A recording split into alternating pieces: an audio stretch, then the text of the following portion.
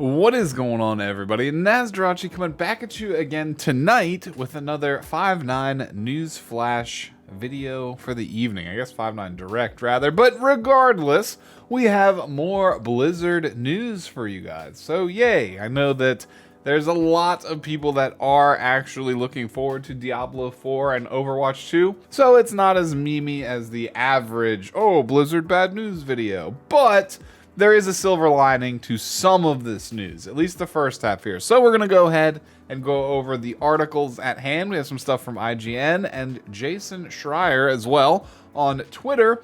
If you are new to the 5.9 Gaming family, we would love it if you would consider hitting the subscribe button and bell, as well as the like button if you do enjoy the content. Help spread us out on YouTube a little bit. Jumping into the article itself, of course, you can see Overwatch 2 and Diablo 4 have been delayed. Not only delayed, but indefinitely delayed. They have no indicated release date now at this point moving forward. Will it be 2022, 23, 4? We don't exactly know now. So Blizzard is delaying upcoming sequels to give the teams extra time to develop long-term support. Essentially what that means is the core fundamental aspects of the game might be looking pretty decent, but they want the, games as a service aspect, the longevity of the game to be assured as well, so that people continue to spend money potentially, or at least continue to play and recommend the game so that sales and income off the games does well. They want these two games to do very well. They almost need these two games to do very well, because if they don't, Blizzard is going to be in even more of a rough spot than what they are right now. It's hard to imagine, but they need some good titles to release. Overwatch 2, Diablo 4 are being delayed again, which was revealed today amid the earnings report that Blizzard did. Now, it's also funny that they conveniently did this report late in the evening. For me right now, as of filming this news, it's around midnight. I know that they published this information around 6 to 7 p.m. California time, which of course is like between 9 to 11 p.m. my time.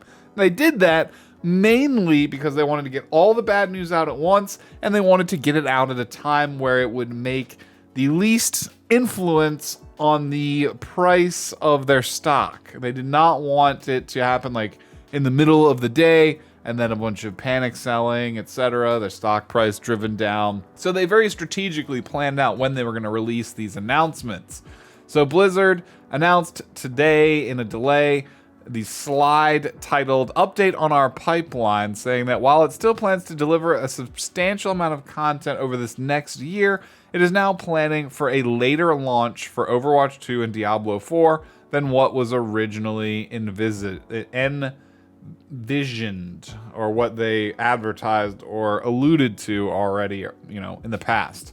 In an update, the SEC filing, Activision Blizzard confirmed that it was anticipating a financial uplift from the release of Overwatch 2 and Diablo 4 in 2022, but that is no longer the case after the delay. While Overwatch 2 and Diablo 4 never received an official release window anyways, it appears that the company was appearing to target 2022 initially, but for now, both titles are expected in 2023 or beyond.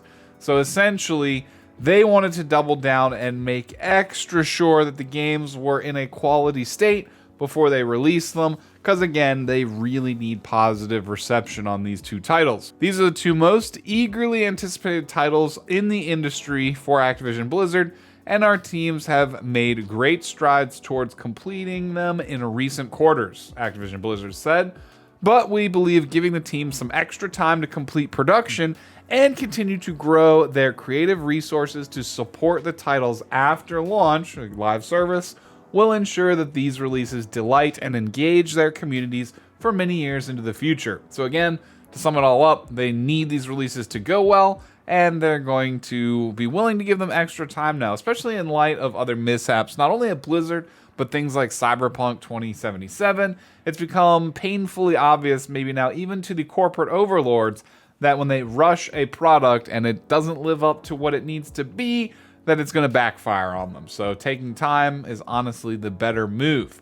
Blizzard previously announced that Overwatch 2 development was progressing well, and the team had passed an important milestone internally, Diablo 4, meanwhile, recently changed its director after Luis Bargia was reportedly fired in the midst of the ongoing harassment lawsuit. Of course, that's a whole different can of worms. The release dates for both games basically been left up in the air. So, of course, as we learn more about it, we, of course, will relay that information to you. But as of right now, it seems they're going for quality over speed, which I think will probably be the better decision in the long term. Jumping over to Twitter here, Jason Schreier is reporting on other news that was released during this kind of earnings meeting. The Blizzard co-leader, Jen O'Neill, just told staff she's stepping down, leaving Mike Ybarra as the sole head of the company.